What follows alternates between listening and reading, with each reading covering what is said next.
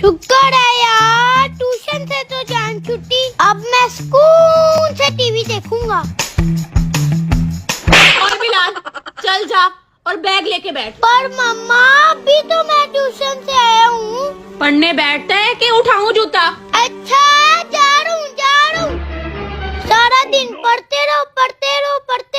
जिंदगी हिसाब की हुई है मेरी। क्या हो गया बिलाल? ओ पापा, आप लोगों ने घर में मुझे क्यों रखा हुआ है? मुझे स्कूल में ही रहने दिया करो। ओए हुआ क्या है मेरे पुत्र को?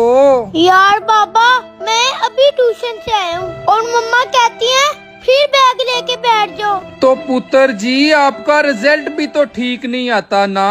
रुको पापा, मैं अभी दिखाता हूँ आपको।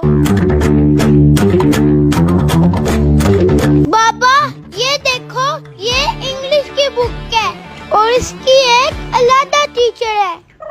तो और ये उर्दू की बुक है और इसकी भी एक अलग टीचर है। हाँ, तो फिर मैथ, इस्लामियात, कंप्यूटर, इन सब की भी अलग टीचर है। तो ये सब मुझे क्यों बता रहा है पागल?